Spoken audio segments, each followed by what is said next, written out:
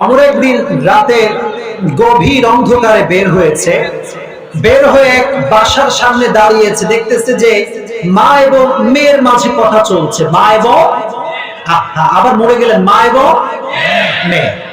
মেয়ে তার মায়ের সামনে বসে আছে, মা বিশাল বড় দুধের পেয়ালা নিয়ে আসছে। এহে বলছে, শোন, এই দুধের পেয়ালা খালি পানি মিশাবি। এখন কি মিশাবি? আচ্ছা, পানি মিশানো দুধে, এটা কি ভালো কাজ না খারাপ কাজ? কথা কয়। মেয়ে বলছে, মা তুমি কি জানো না যে অমর ফরমান জারি করেছে যে রাষ্ট্রের ভেতরে দুধের সঙ্গে পানি কেউ মিশাতে পারবে? এখন মা বলে, তুই কি পাগলি? অমরের 14 গোষ্ঠী কেউ নাই, তুই আরামে মিশা, কোনো সমস্যা নাই। কিন্তু অমর বিহাইন্ড অফ দ্য ডোর আছে না নাই? অমর দাঁড়ায় আছে যে মেয়েটা কি রিপ্লাই করে, কি উত্তর করে, আমি এটা শুনতে চাই। মেয়েটা সর্বশেষ শর্টে বলছি, সংক্ষেপে বলছি, একটা কথা মেয়েটা বললো, and that was heart touching। এটা হৃদয় আপনার টাচ করবে। সেটা কি? মেয়ে বললো যে মা, গভীর অন্ধকার রাত, পুলিশ নাই, বিডিআর নাই, র্যাব নাই, আর্মি নাই, অমর নাই, অমরের রাজ্যের কেউ নাই। এই গভীর অন্ধকার রাতে যদি আমি দুধে পানি মিশাই, কেউ না দেখলেও আমাকে তো দেখে একজন দিনকে। এই কথা শুনে অমর ঠাস করে কেঁপে উঠছে। মাঝে মাঝে দেখবেন যে আমরা যখন দুঃসংবাদ পাই, হঠাৎ করে আমার কল আসছে, কি ব্যাপার, আপনার আব্বা মরে গেছে, আমি কেঁপে উঠবো না? হঠাৎ করে খবর আসছে, কেঁপে উঠবো। অমর কেঁপে উঠছে, কি রে? অমর এ কথা বলতে বাধ্য হয়েছে যে যুবতী মেয়ের মাঝে আমি অমরের চাইতে বেশি আল্লাহর ভয় আছে। অমর সোজা ব্যাক টু হোম। বাসায় গিয়ে সন্তান আব্দুল্লাহ ইবনে ওমর, এদিকে আসো। বাবা, তুমি কি বিয়ে করতে চাও?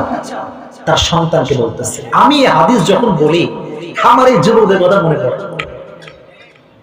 এদেরকে যদি বাপ কোনোদিনও মানে ভুলে, বাবা তুই কি বিয়ে বউ, আব্বা রাজি, আব্বা আমি রাজি, এক পায়ে রাজি, ঠিক না বলো? তো আব্দুল্লাহ ইবনে ওমর বলল যে আব্বা আমিও রাজি, but who is the girl? মেয়েটা কে? অমর বলল, দেখো, মেয়েটা কিন্তু কোনো রাজকুমারী না, রাজকন্যা না, এই মেয়েটা সাধারণ ঘরের মেয়ে, এটা একটা দুধওয়ালি মেয়ে। সুবহানাল্লাহ বললেন না?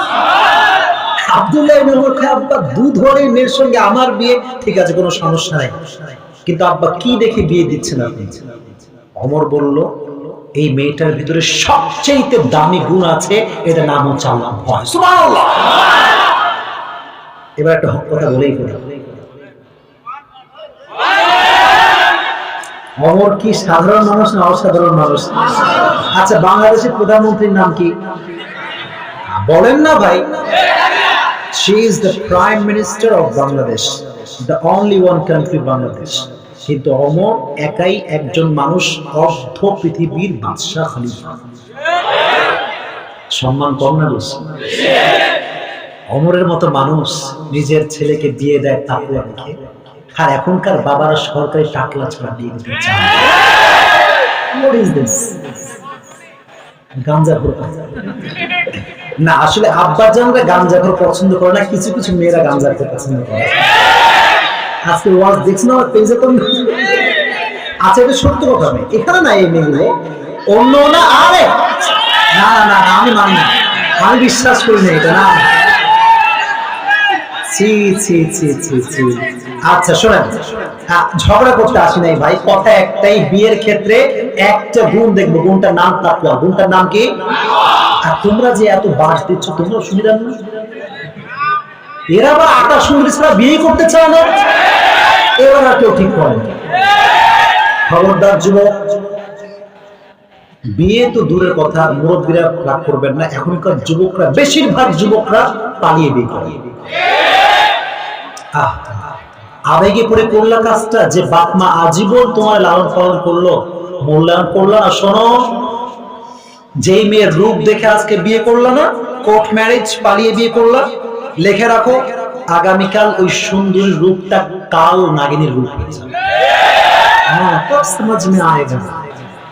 তখন বুঝে আসে কপাল চাপড়াও, এক পয়সা কোনো লাভ হবে না।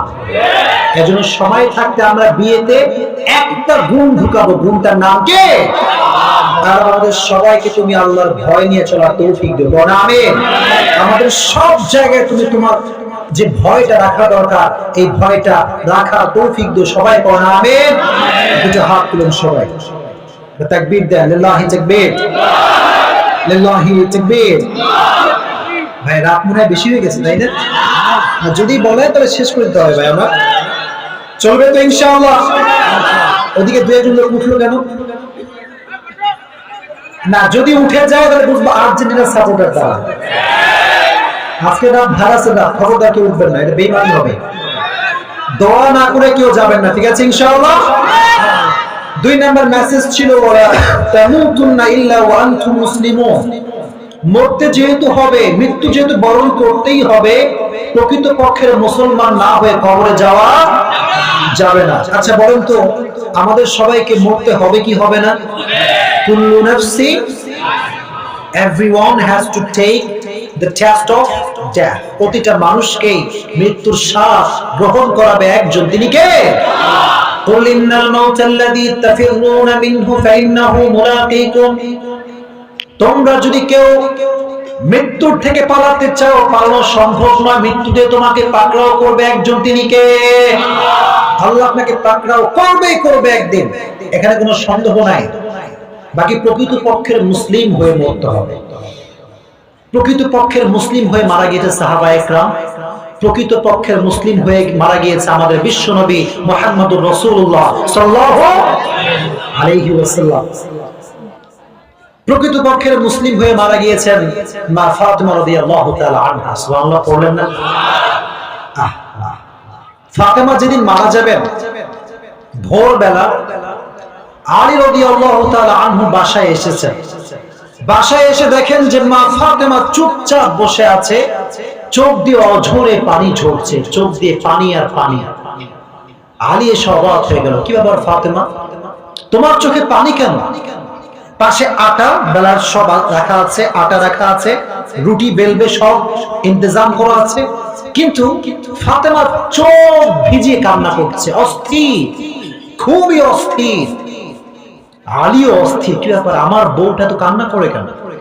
উনি বললেন, ফাতেমা তুমি কেন কাঁদছো, কি কারণে কাঁদছো? যতবার প্রশ্ন করে ফাতেমার কান্না তত বেশি বেড়ে যায়।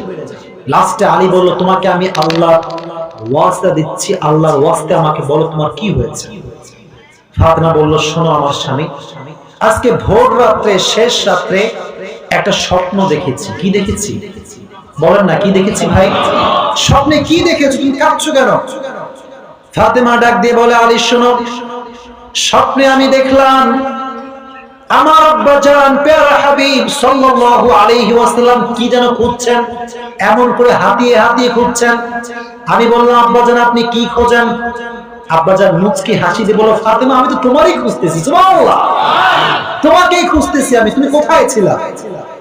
এই স্বপ্নের দেখার পরে উনি বুঝতে পারলেন যে আমার সময় বেশি একটা বাকি নেই, my time is going to over, আজকে আমার শেষ দিন, আমি চলে যাব। এই কথা যখন আলী শুনেছে, আলীর প্রচন্ড পরিমাণে মন খারাপ। আলী বলে, তোমার আব্বা যাওয়া মাত্র 6 মাস হয়েছে, তুমিও যদি আমাকে রেখে চলে যাও আমি কেমনে সহ্য করব? এটা আমি কেমনে সহ্য করতে পারবো? আমি তো সহ্য করতে পারবো না। এবার আলী রাদিয়াল্লাহু তাআলা আনহু বলল, তুমি তাহলে এখন চুপচাপ থাকো, রেস্ট করো, কোনো কাজ করতে হবে না। কিন্তু ফাতেমা শুনতে চায় না। আগেও রুটি বেলছিল, আবার রুটি বেলতে শুরু করেছে, কাপড় কাচতে শুরু করেছে। আলী বলছে, তুমি থামো, তোমায় করতে হবে না, শেষ সময়। ফাতেমা বলে, আমি শেষ মুহূর্তেও স্বামীর হক আদায় করে নিতে চাই। সুবহানাল্লাহ করলেন না ভাই আমার? শেষ মুহূর্তে স্বামীর হক আদায় করে মরতে চাই। সর্বশেষ সময় যখন চলে আসলো, ঠিক মাগরিবের সময়, সন্ধ্যার সময় ফাতেমা চলে যাবে, ঠিক তার মুহূর্তে, তার আগ মুহূর্তে আলীকে ডাকলেন, ডেকে 3টা ওসিয়ত করল। আওয়াজ দিয়ে বলেন, কয়টা ওসিয়ত? এই 3টা ওসিয়ত যুবকদের জন্য জরুরি, এবং এটা মা বোনদের জন্য অত্যন্ত জরুরি, মুরব্বীদের জন্য জরুরি। আপনারা সবাই শুনবেন তো ইনশাআল্লাহ? ফাতেমা আলী রাদিয়াল্লাহু আনহু হাতটা ধরলেন, হাতটা ধরে বললেন, 1 নাম্বার ওসিয়ত, 1 নাম্বার ওসিয়ত হচ্ছে, আমি যেহেতু মারাই যাব, মরে যেহেতু যেতেই হবে, আমি তোমার হক আদায় করতে পারি নাই, যতটা হক আদায় করার দরকার ছিল আমি কিচ্ছু করতে পারি নাই, তুমি আমাকে মাফ করে দিও। সুবহানাল্লাহ। আলী রাদিয়াল্লাহু তাআলা আনহু অঝরে কাঁদছেন, বলছে কিসের হক তুমি নষ্ট করেছো? তুমি তো আমার প্রত্যেকটা হক পাই পাই করে আদায় করে দিয়েছো। আল্লাহু আকবার। This is the first ওসিয়ত। সেকেন্ড ওসিয়ত তিনি করলেন যে আমি যখন মারা যাব, বাংলাদেশি মেয়েরা কি করে, আমি মরলে তুই কারে বিয়ে করতে পারবি না, আছে না নাই? বলুন বলুন বলুন। কাউরে বিয়ে করতে পারবি না, আমি শেষ, আমি প্রথম। ফাতেমা বললেন যে আমি মৃত্যুবরণ করার পরে তোমার যাকে মন চায় তাকে বিয়ে করবা, কিন্তু আমার হাসান হোসেন কোনো যত্নের অভাব যেন না হয়। সুবহানাল্লাহ। যাকে মন চায় তাকে বিয়ে করার কোনো সমস্যা আমার নাই। 2 নম্বর ওসিয়ত। 3 নম্বর ওসিয়ত সবচেয়ে গুরুত্বপূর্ণ। ফাতেমা বললেন যে দেখো, আমি যখন মারা যাব আমার জানাজায় কাউকে ডাকবা না। সুবহানাল্লাহ। কেউ আসবে না, কেউ আসবে না, শুধু তুমি, আমার 2 জন সন্তান হাসান এবং হোসাইন, এই 3 জন মিলে আমার জানাজা দিবা। তুমি হবা ইমাম, 2 জন হবে তোমার মুক্তাদি, হাসান এবং হোসাইন। আলী তো আবার, আলী কয় ফাতেমা তুমি কি বলো, তুমি হচ্ছো নবীজির মেয়ে, প্যারা হাবিবের মেয়ে, তুমি বললে আমি মুহাজির ডাকবো, আনসার ডাকবো, মদিনার সবাইকে ডেকে তোমার জানাজা দিব, তুমি কেমনে এটা বলতে পারো?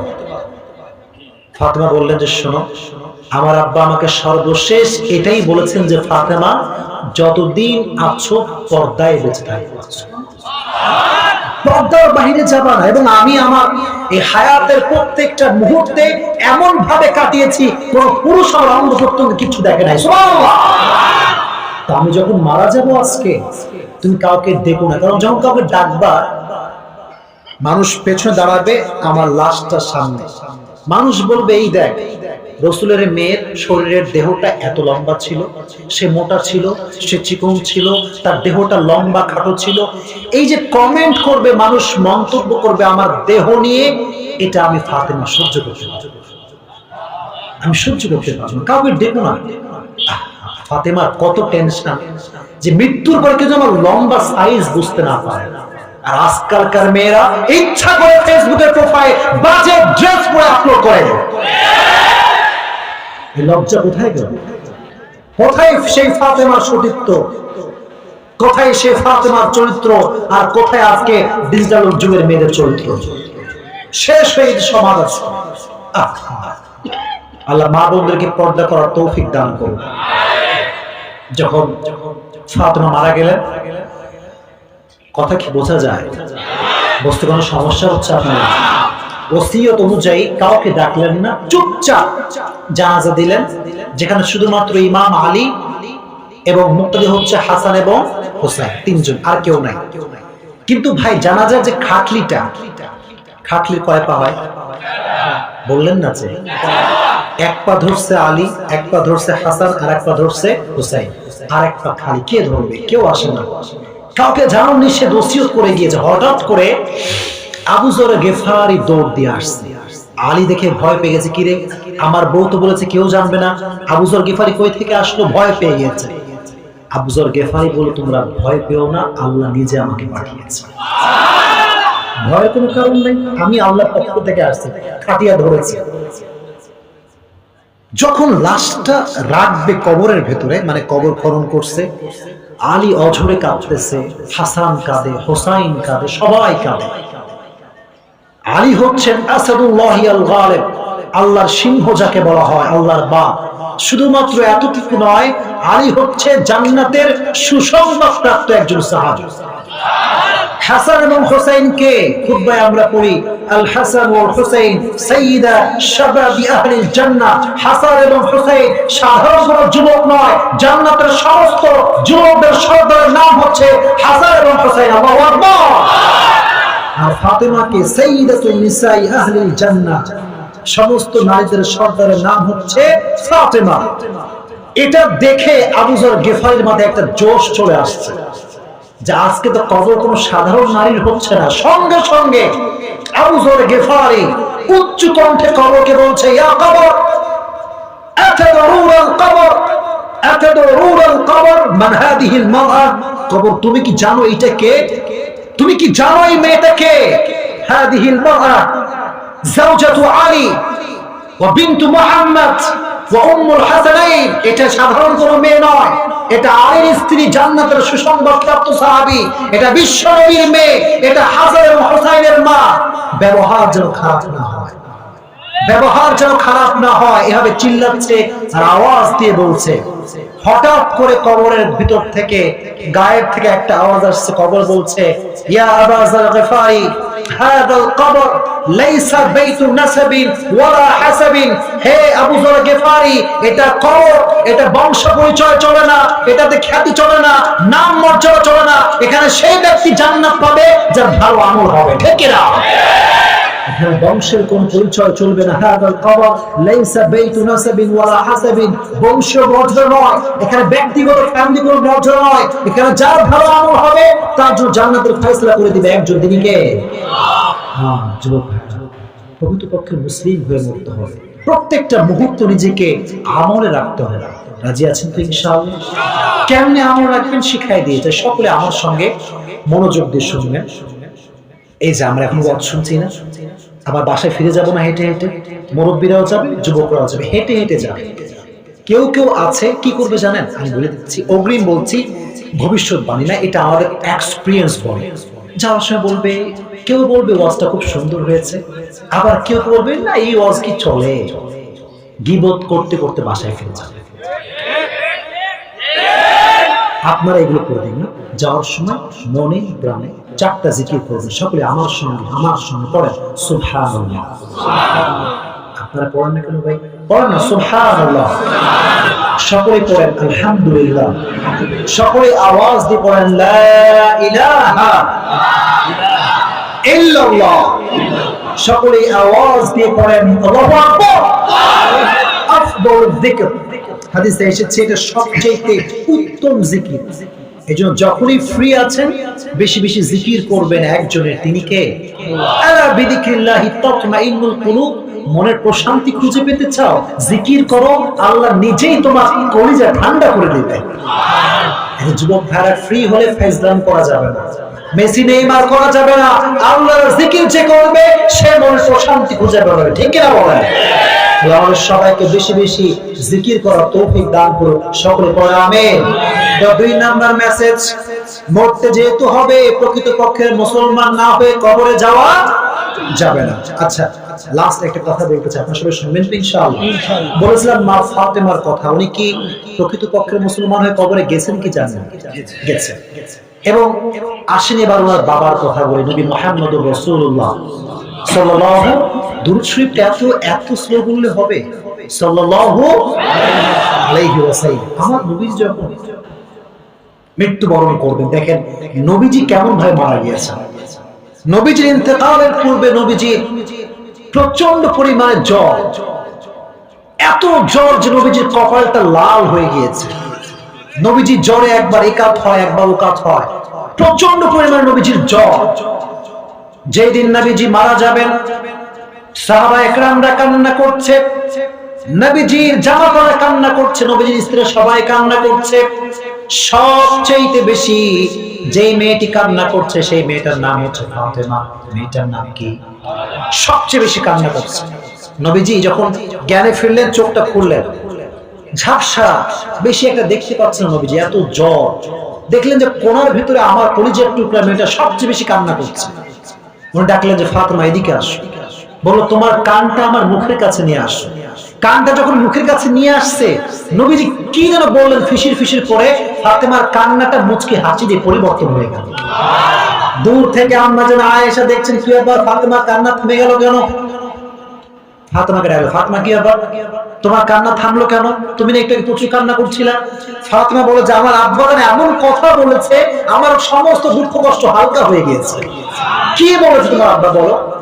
বলছে আমার আব্বাজান আমাকে এই কথা বলেছে, ফাতেমা তুমি কান্না করো না, আমার মৃত্যুর পরে সর্বপ্রথম যার সাথে আমার সাক্ষাৎ হবে সে হচ্ছে আমার মেয়ে ফাতেমা, তোমার সঙ্গে আমার সর্বপ্রথম সাক্ষাৎ হবে। সুবহানাল্লাহ। তোমার সঙ্গে আমার সাক্ষাৎ হবে, তুমি কান্নাকাটি করো না। নবী যখন মারা যাবেন, ঠিক সেই দিন ফজরের নামাজের পরে আজরাইল আসছে এবং ফেরেশতার নাম হচ্ছে জিব্রাইল। দুজন ফেরেশতা আসছে। কয়জন ফেরেশতা আসছে? এসে নবীর দরবারে আসছে। প্রথমে আসছে জিব্রাইল, এসে বলছে নবী হে, আজকে আপনার দরবারে এমন একজন ফেরেশতা এসেছে যে কারো কাছে অনুমতি চায় না, কিন্তু আপনার কাছে আসার পূর্বে অনুমতি চায়, আপনি আসতে দিবেন কি দিবেন না? যদি বলে আসো তাহলে আসবে, না চলে যাবে। সুবহানাল্লাহ। নবীজি বললেন ওর মধ্যে আলো নিয়ে আসো, যাও নিয়ে আসো।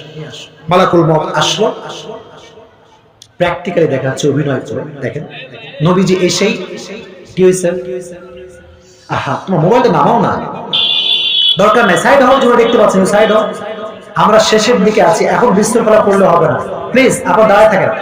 এই তো শেষের দিকে, আমরা রাগটা করছেন নাকি ভাই? বিরক্ত হয়ে গেছেন আপনারা? যখন নবীজির কাছে মালাকুল মউত আসলো, প্রথমে এসেই নবীকে বলল আসসালামু আলাইকা ইয়া রাহমাতাল লিল আলামিন। আল্লাহু আকবার। বলো নবী হে, from Adam to Isa, আদম থেকে নিয়ে ঈসা পর্যন্ত প্রত্যেকটা নবীর রূহ আমি কবজ করেছি, প্রত্যেকটা সাহাবীর রূহ আমি কবজ করেছি, কিন্তু আপনি প্রথম ব্যক্তি যাকে আমি প্রবেশ করেই প্রথমেই সম্মানের সালাম পেশ করেছি। সুবহানাল্লাহ। নবীজি বললেন আজরাইল তুমি কেন আমার দরবারে এসেছো, তোমার কাজটা? আজরাইল বলল নবী হে, আমাকে তো আমি তো এমনি এমনি আসিনি, আমাকে পাঠিয়েছে একজন। তিনি কে? আমাকে আল্লাহ পাঠিয়েছেন। কেন?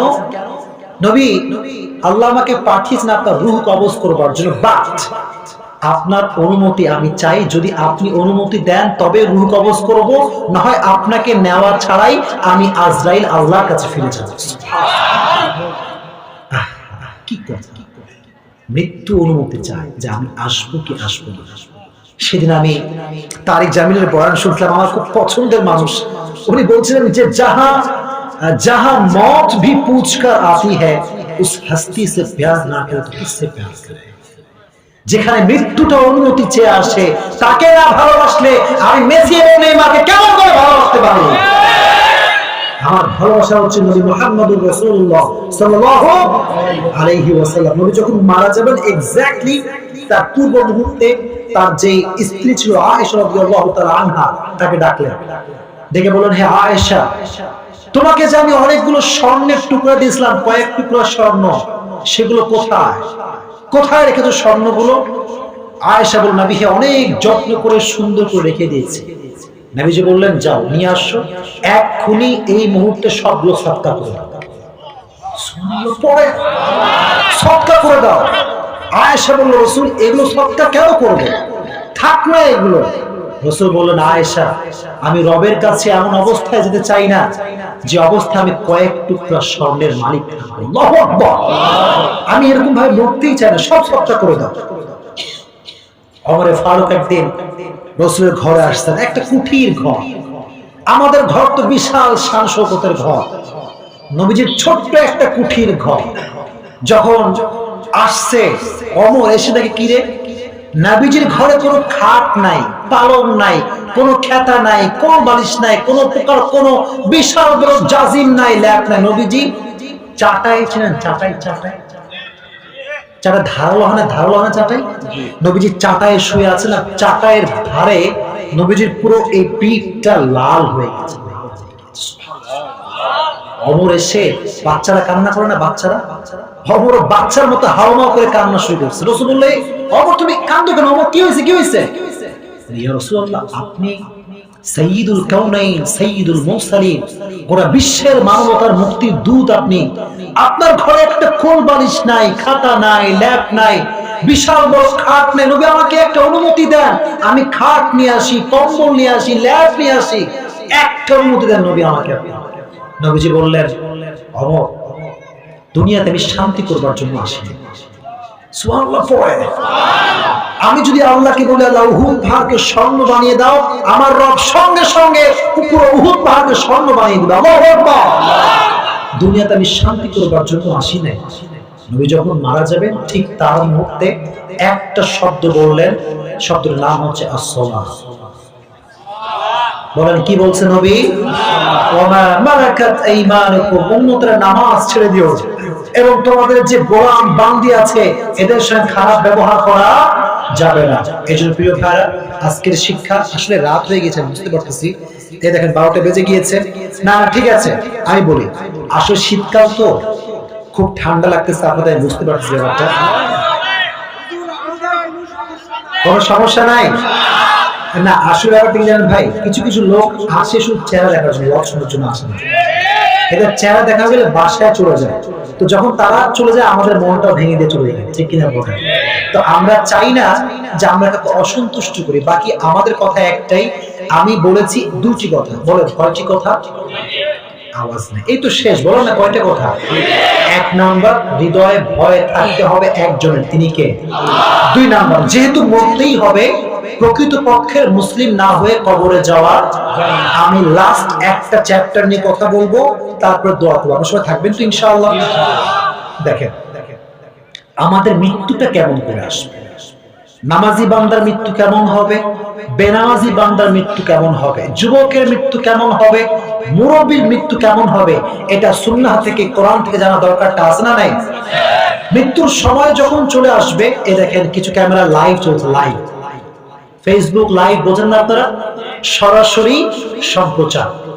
তো আমরা এটা সরাসরি দেখতে পাই, যে আমাকে দেখছে এখন, আমি যা বলছি সে সৌদি আরব থেকে তাই তাই শুনছে, ঠিক না বল? এটা হচ্ছে লাইভ, এটা হচ্ছে লাইভ।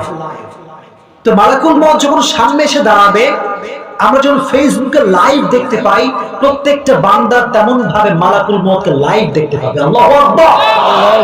মুমিন বান্দার সামনে এসে মালাকুল মউত একটা সাদা ধবধবে যুবকের বেশে আসবে, সুন্দর সাদা জুব্বা পরে আসবে, সুবহানাল্লাহ। যখন মুমিন বান্দা দেখবে মালাকুল মউতকে, মুমিন বান্দার চেহারা দিয়ে অটোমেটিক একটা মুচকি হাসি বের হয়। আপনার ফেসবুকে মাঝে মাঝে দেখবেন যে অনেক শহীদ মারা যায়, কিন্তু পুরো শরীরে রক্ত থাকলে কি হবে? চেহারা একটা মুচকি হাসি লেগে থাকে। সুবহানাল্লাহ বললেন না ভাই আমার? তো মালাকুল মউতকে যখন নামাজি বান্দা দেখবে, তো এমনি একটা মুচকি হাসি চলে আসবে, কারণ সে বুঝতে পারবে কষ্টের সময় শেষ, সুখের সময় শুরু। সুবহানাল্লাহ। কাফাম মিন নাকসানিল জান্নাত ওয়া হানুত মিন হানুতিল জান্নাত। জান্নাতে একটা রেশমি রুমালের কাপড় নিয়ে আসবে, রেশমি রুমালের কাপড়ে নিয়ে এসে মুমিন বান্দার রূহটাকে রিসিভ করে একদম রেশমি রুমালের কাপড়ে নিয়ে এটা ইল্লিন তথা জান্নাতের ঠিকানায় চলে যাবে। সুবহানাল্লাহ।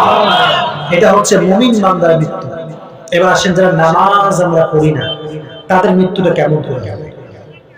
বেনামাজির সামনে যখন মালাকুল মউত এসে দাঁড়াবে, বেনামাজির যে চোখটা আছে, এই চোখটা উপরের দিকে উঠে যাবে। কথা বুঝতে পারছেন আপনারা? আমার সবাই কথা কি বোঝা যায়?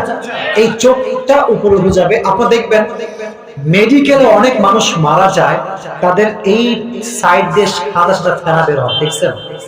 বের হয় কি হয় না? এটা কেন হয়? মৃত্যুর যন্ত্রণা এতটা কঠোর হয়, যন্ত্রণা যে মুখের সব সাদা ফেনাগুলো ডান পাশ দিয়ে বের হতে শুরু করে। বেনামাজি যখন মালাকুল মউতকে দেখবে, বেনামাজির রূহটা থর থর থর থর থর থর করে কাঁপবে। রূহটা একবার বাম দিকে যাবে, একবার ডান দিকে, একবার সামনে আর একবার পেছনে। বেনামাজি একটা চান্স চাইবে, লাল্লি আমালু সালিহান ফিমা তাওয়াক্তুকাল্লাহ। বেনামাজি বলবে give me on chance, give me on chance, একটা সুযোগ দাও। নামাজ পড়ি নাই, আজ থেকে নামাজ পড়ব। মুরব্বী বলবে আজীবন সময় নষ্ট করেছি, আজ থেকে সময় নষ্ট আর করব না। যুবকটা বলবে আজ থেকে হারাম রিলেশনশিপ আর করব না, গিভ মি অন চান্স, একটা সুযোগ দাও। মালাকুল মউত কোনো সুযোগ দিবে না, এটাকে টেনে হিচড়ে এমন ভাবে ধরবে, একটা জীবিত ছাগলকে জবেহ না করে তার চামড়া টেনে হিচড়ে ছিঁড়লে যেই পরিমাণ কষ্ট হয়, তার চাইতে কমসে কম 70 গুণ বেশি কষ্ট দিয়ে বেনামাজির রূহটাকে কবজ করা হবে। নাউজুবিল্লাহ। এই কষ্ট সহ্য করার ক্ষমতা আমাদের কারো নেই। আমরা দোয়া করি আজকের মাহফিল থেকে আল্লাহ সবাইকে তুমি মৃত্যুর এই যন্ত্রণায় কষ্ট থেকে বাঁচার তৌফিক দিও, বল আমিন। আর যখন আমাদের কবরে রাখা হবে, নামাজের দিকে কবরে রাখা হবে, আচ্ছা প্রশ্ন হবে মোট কয়টা? কেউ 3টা কয়, কেউ 4টা। আসলে কয়টা হবে ভাই? 4টা। আচ্ছা প্রথম প্রশ্ন কি বলেন দেখি, বলেন না। রব কে? আল্লাহ আমার রব। দমে দমে তনু মনে তাই অনুভব, ঠিক কিনা? তোমার দুনিয়াতে আমি যেদিকে তাকাই, অথই নিয়ামতে ডুবে আছি সবাই। পাখালির কণ্ঠে শুনি তাসবিহ করো রব, তাসবিহ করো রব। পড়েন আল্লাহ আমার রব, এই রবই আমার সব। আল্লাহ আমার রব, এই রবই আমার সব। প্রথম প্রশ্ন শেষ। সেকেন্ড কোয়েশ্চেন, আমার দ্বীন What is the name of your religion? তোমার ধর্মের নামটা কি? ইসলামকে ধর্মীয় হিসেবে আমরা খুশি না বেজা? সকলেই মন খুলে পড়েন আলহামদুলিল্লাহ। লাস্টে আপনার সামনে একজন ব্যক্তিকে দাঁড় করানো হবে, বলা হবে ডু ইউ নো আতারিফু হাদা রাজুল, তুমি কি জানো এই ব্যক্তিটা কে? যার মুখে দাঁড়িয়ে আছে, আজীবন নামাজ পড়েছে, সে বলবে ইনি তো আমার প্যারা নবী মুহাম্মদুর রাসূলুল্লাহ সাল্লাল্লাহু আলাইহি ওয়াসাল্লাম। কত খুব সংক্ষেপ। যখন উত্তরটা শেষ, লাস্ট কোয়েশ্চেন ফেরেশতা বলবে, অবাক ফেরেশতা, কি রে এত ঝরঝর করে কয় কেন রে? ওমা ইলমুক, ওমা ইলমুক, what is the source of your knowledge? How you know that your Lord is Allah, your religion is Islam, your prophet is Muhammad sallallahu alaihi wasallam? How you know that? তুমি কেমনে জানো? ওমা ইলমুক, what is the source of your knowledge? আপনি বলবেন আমার নলেজের সোর্সটার নাম হচ্ছে একটা কিতাব। কিতাবটার নাম কি? আওয়াজ নাই। কিতাবটার নাম কি? যখন সব শেষ, আল্লাহ বলবে ফেরেশতা আর ডিস্টার্ব করিস না, ইফতাহু লাহু বাবুন মিন বাবি আহলিল জান্নাহ। এই মুহূর্তে ওই নামাজি বান্দার কবরের সঙ্গে জান্নাতের দরওয়াজা খুলে দেয়। ওয়া ইউলবাসু মিন লিবাসি আহলিল জান্নাহ, ওই বান্দাকে তুই জান্নাতের পোশাকটা পরিধান করায় দেয়। ফেরেশতা বলবেন নাম কানাউমিল আরুজ, নাম কানাউমিল আরুজ। নামাজিকে ডাক দিয়ে বলবে, হে নামাজি, একজন স্বামী যেমন তার নতুন স্ত্রীকে নিয়ে, নববধূকে নিয়ে বাসর রাতে আরামের ঘুম দেয়, আজও তুমি আরামের ঘুম দাও, কিয়ামত পর্যন্ত ঘুমাবা, তোমাকে কেউ এক মুহূর্তের জন্য ডিস্টার্ব করবে না। এটা কখন হবে? এটা তখনই হবে যখন আমরা প্রকৃতপক্ষের মুসলমান হয়ে কবরে যাব। আল্লাহ আমাদের সবাইকে প্রকৃতপক্ষের মুসলিম হওয়ার তৌফিক দান করুন। আমাদের হৃদয়ে আল্লাহ তাআলা পরিপূর্ণ আল্লাহর ভয়টা ঢুকায় দিক করুন, আমিন। আমরা যেন প্রত্যেকটা প্রান্তে প্রান্তে কোরআনটা মানতে পারি, সুন্নাহটা মানতে পারি, আল্লাহ আমাদের সবাইকে সেই তৌফিক দান করুন। সকলে বলেন আমিন।